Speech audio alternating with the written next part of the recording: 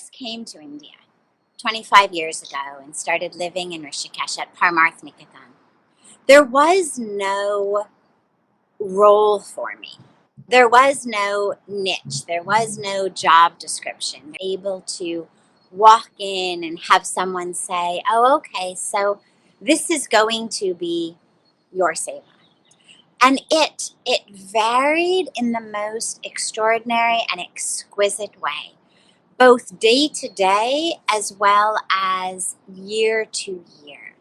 And so I could literally, let's take today, I could literally do anything during the course of a day, ranging from giving a spiritual discourse to a very, very, very large, packed audience of people, to leading a more cozy satsang in the garden, to teaching meditation, to writing, to traveling, whether it's at the United Nations, whether it's with the World Bank, whatever it may be, to putting a bandaid on a wound, to working on some kind of a report or document or paperwork that the government requires of NGOs or that some partner is requiring of us, to helping get somebody registered for a free medical camp that we are running, to offering someone a cup of tea or helping them get a room. And for me, it's so beautiful because the ego just loves to make you stuck. And it just loves to have something that it grabs onto. And to say, oh, I give these big lectures, that means I'm a spiritual teacher. Or I give the satsang or teach the meditation, that means I am this spiritual leader, this spiritual teacher. Oh, I put a band-aid on wounds, I must be a nurse. Oh, I help fill out these forms, I must be some really low-level clerk. I must be doing, what trained monkeys can do. Oh, I, might help somebody get a cup of tea or help them get a room. I must be, just like a concierge. And the ego just loves to get you stuck and to either make you feel really big and important and powerful, or to make you feel really small and worthless and like, what am I doing? And for me, what's so blessed and so exquisite about the way that my days go is that the ego doesn't really have a chance to get its hold on something. Because the flow is so continuous, the ego doesn't have the opportunity to get stuck. And I'm so, so deeply grateful for that. And it was even more so in the beginning. Now there's so many more people doing so many different things that there's somewhat of a less variety, in the day, which is beautiful on many, many levels. I get to do more of the speaking, more of the teaching, more of the writing. And yet, there's something so precious and priceless and irreplaceable about those other moments, because they remind us it isn't about what we do. It is about how we do it, and it is about being a tool in God's hands. And just as in the body, nobody would say that what the ear does is somehow inherently more valuable or less valuable than what the stomach does or the liver does or the hands do. We need all of the parts. Nothing is bigger or smaller. more important, less important. Everything is critical. And so the way that we serve is rooted in what is needed in this moment. What is it that the person or the people or the situation in front of me require? Not what do I do, but what does the moment require?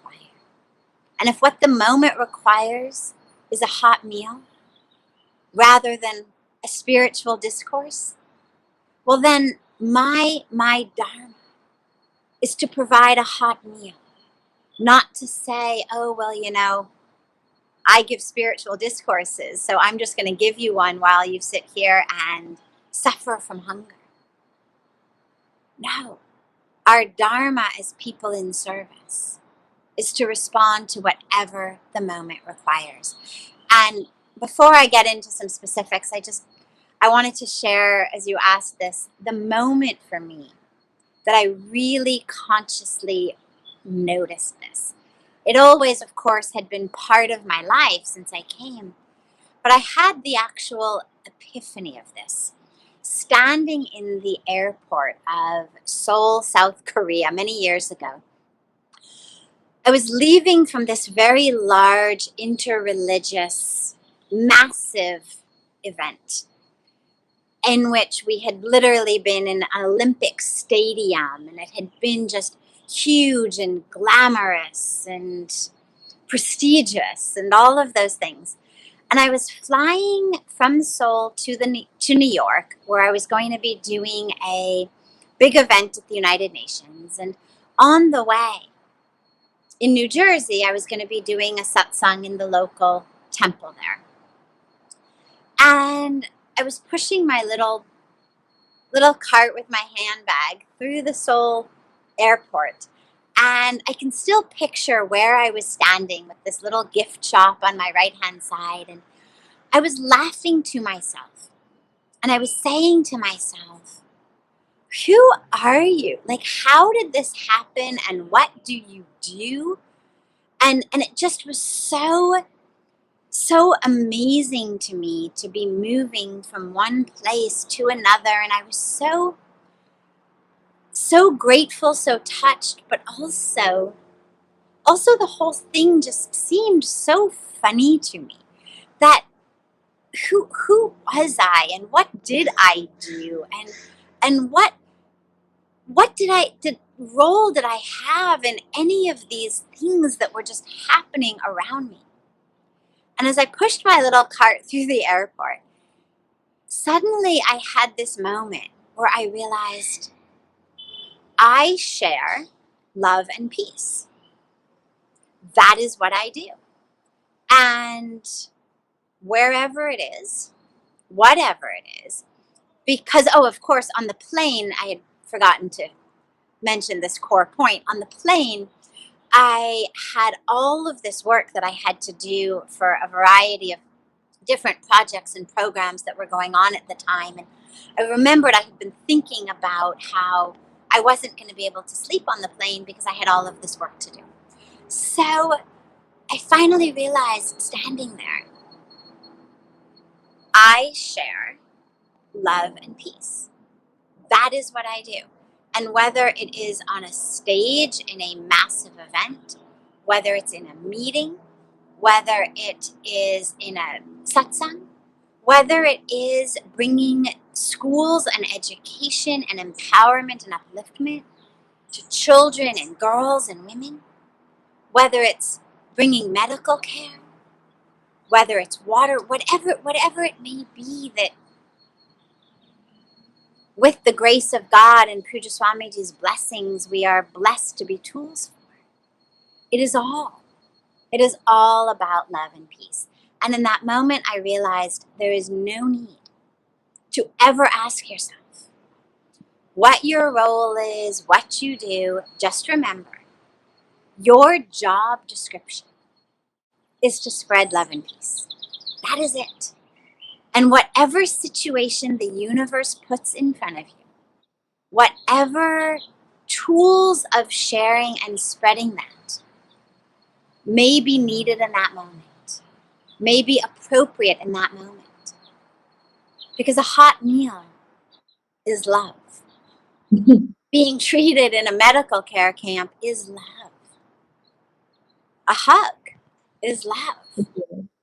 And so there's no definition around that. It just is about, in every minute, in every moment, recognize that your job description is spread love and peace.